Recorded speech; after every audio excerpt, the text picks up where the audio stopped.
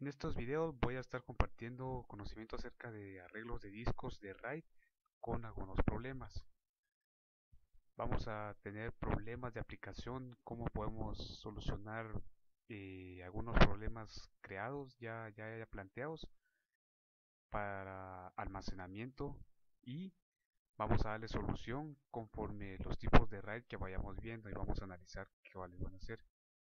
Primero vamos a ver lo que son, qué es RAID.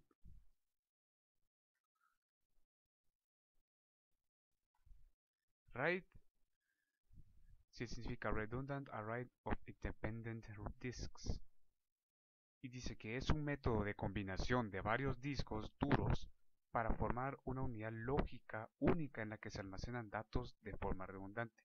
En otras palabras, vamos a utilizar más de un disco duro dependiendo del número que necesitemos para un problema determinado y vamos a meter información ahí y cómo se va a almacenar de forma redundante dependiendo de qué tipo de RAID estemos utilizando. El tipo de solución de RAID 0 nos dice lo siguiente: para este tipo de solución, los datos se desglosan en pequeños segmentos y se distribuyen en todos los discos del arreglo. Esa es la forma en que va a guardarse si queremos dar una solución RAID tipo 0. Se necesitan de mínimo 2 unidades de discos para implementar RAID 0, o sea, 2 mínimo de discos duros. Ojo acá, no ofrece tolerancia a fallos. El espacio de almacenamiento del arreglo será 2 veces el tamaño del disco más pequeño. Es decir, que si por ejemplo tenemos en el arreglo del disco dos discos, uno de 500 teras y otro de 300 teras, el espacio de almacenamiento total va a ser el menor por 2, que sería 500 teras dije y 300. El mínimo es 300, 300 por 2 son 600. Esa va a ser la cantidad de almacenamiento total que va a tener en el caso de que utilicemos RAID 0. RAID 1 se le conoce como espejo.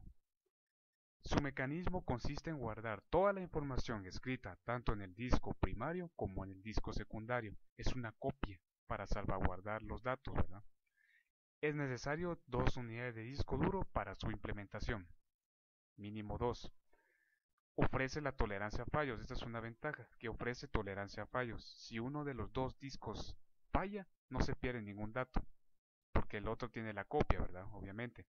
El espacio total de almacenamiento en el arreglo es igual al tamaño del disco más pequeño. Aquí no se multiplica por 2. Es decir, en RAID 1, si tenemos el ejemplo anterior que dije 500 teras el primer disco y 300 teras el segundo disco, el espacio total de almacenamiento se va a reducir a 300, al disco de 300 teras.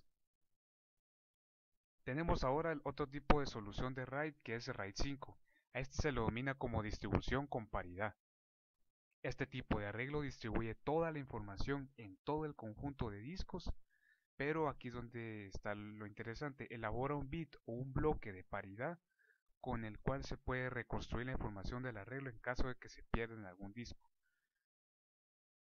¿verdad? Entonces va a haber un bloque ahí donde se va a guardar la información para así volverla a reconstruir en caso de algún fallo. Es necesario aquí 3 unidades de disco duro para la implementación. 3 unidades. Ofrece tolerancia a fallos. Si uno de los dos discos falla, no se pierde ningún dato. Y aquí tenemos RAID 6 por último. Amplía el nivel de RAID 5. ¿Y por qué? Porque añade otro bloque de paridad.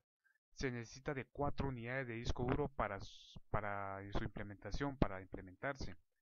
4, ahora ya no son 3 sino 4. En RAID 5 eran 3 unidades de disco duro, ahora aquí en RAID 6 son 4 unidades. Este ofrece tolerancia hasta 2 fallos nada más de disco en conjunto. El espacio de almacenamiento total en el arreglo está limitado por el tamaño del disco más pequeño, nuevamente, así como en RAID 5 y en RAID 6 y en RAID 1 también el espacio total de almacenamiento se limita al disco más pequeño. Obviamente yo puse un ejemplo de 2 discos, pueden haber muchos más los que se necesiten para la solución del problema. Estos serían los RAIDs que que vamos a ver a continuación de los problemas.